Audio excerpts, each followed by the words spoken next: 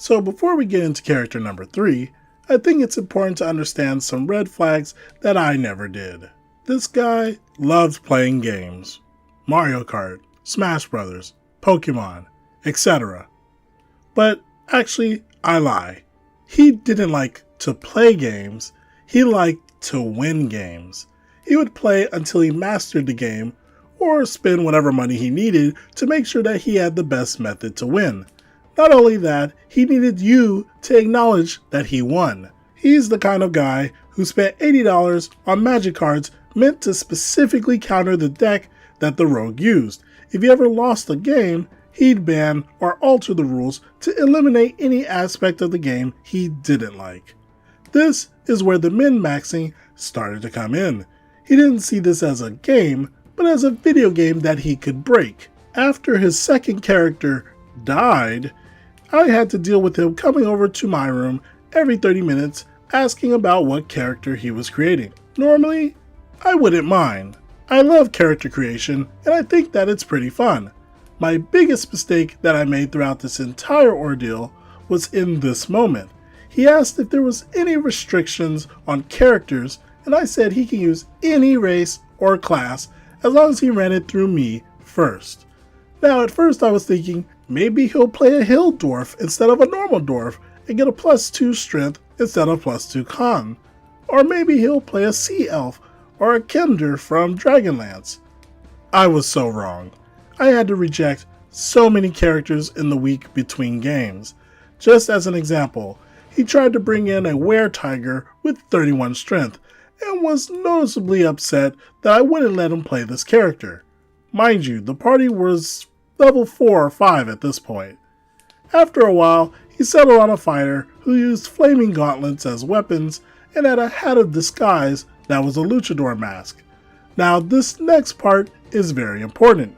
He told me that whenever he uses his hat of disguise, no matter what form he takes, he always has the luchador mask.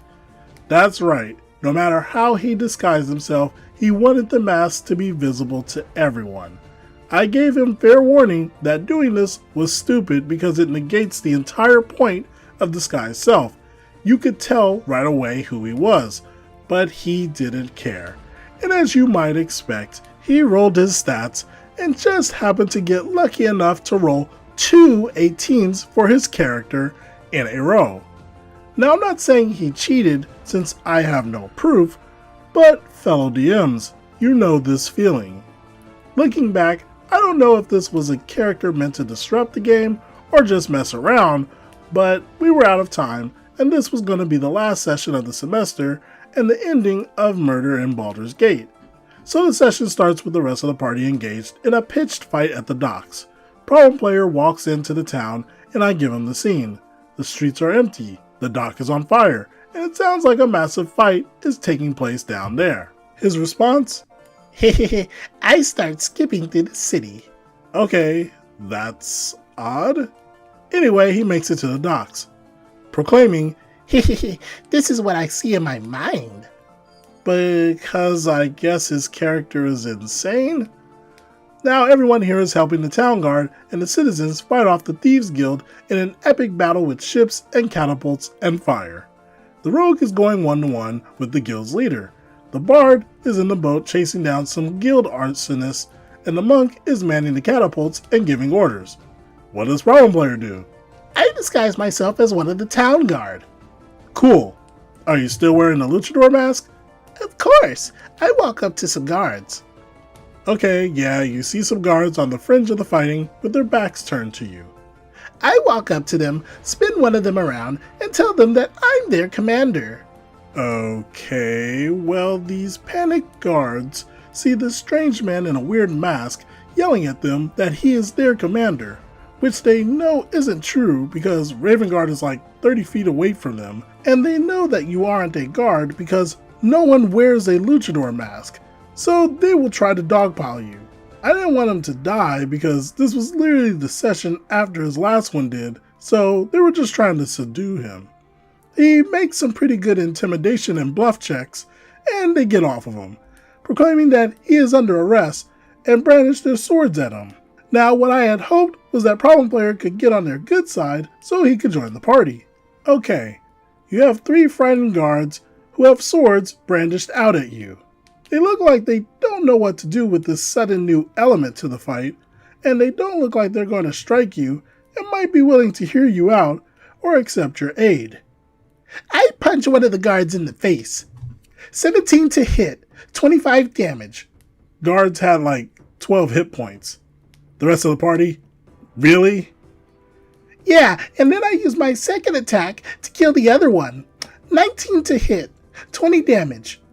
Are you sure? You can see that Raven Guard is within full view of all of this.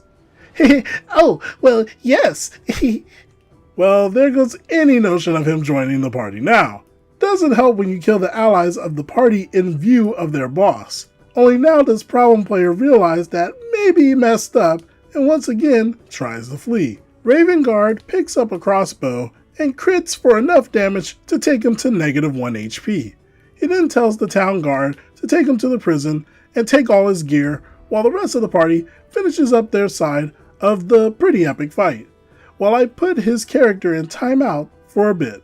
At this point, Problem Player starts to pout and gripe about how unfair all this is while his insane butt is in prison. Meanwhile, the rest of the party is out enjoying a party in their honor. He is so annoyed that other people are having fun that he gets up and leaves the table saying, "Call me when I actually can do something." Fair enough. I know the feeling of doing pretty much nothing in a session, and that stinks. At this point in the plot, Raven Guard is ready to make his final move and goes to the prison to launch fireworks into the city square to kill a ton of people. We bring back Problem Player and tell him that he sees a massive demon-looking creature walking through the prison along with some of the guards. He doesn't do anything. Fair enough. Then a firework explosion knocks one of the bars of his cell loose, giving him a chance to escape, maybe even get his gear back. His response? "I know what you're doing, and I won't do it." Okay. Well, you told me to bring you in when you were back. Guess you don't want to stop the genocidal demon monster. So back to the party, I guess. A few minutes back with them, and they're trying to escape this rain of alchemist fire and fireworks, climbing buildings. Rogue, you're climbing the wall when an explosion hits right above your head. Oh man, well, I can attempt to leap to the side and... Okay, fine, I'll do it. I rolled a pull on the loose cell bar. He does, and after I finish up what he was interrupting, I tell him to make a move silent and hide check to avoid the guards while he looks for his gear. He fails miserably and gets attacked by 2 guards. This is where the stupid nature of his character starts to be more detrimental, as he is just yelling and screaming like a gibbering insane penguin. And before you ask, his lowest score was still a 10, so it's not like he's role-playing his stats. And yes, he made sure to scream and yell everything his character did. Not a simple "ah", but an every round for his attacks with no strategy or tactics. He goes 2-on-1, completely unarmed and with no armor without thinking about any kind of strategy, and ends up getting knocked out a round before the party comes in to save his butt. They end up needing most of their health potions to get him all the way back up to 7 hit points. And I guess in character he responds by saying, "You know hurts me?" And then they say he starts shivering and convulsing because he doesn't have his mask and won't stop gibbering about his face and mask like he was some kind of mentally challenged Rorschach from Watchmen. The rest of the party looked like they were about to take themselves out just to stop dealing with this. You see, there are character traits, and then there's just being super annoying. Eventually, he pulls himself back together, and they go fight the final boss, after getting knocked unconscious again by running headfirst into a flaming room with 2 elite guards before the final boss. To be fair, the fight actually goes well. They're all being smart, doing damage, and generally stomping on Raven Guard. Until I start playing Raven Guard smart. He was getting low on health, and so he wanted to find a way to get away from the party and pick them off one by one. So he's on a ledge to a 50-foot drop. If he could jump from here, or throw them off, that would solve some of his problems. So when Problem Player's turn comes around, he rolls 2 nat 1s in a row.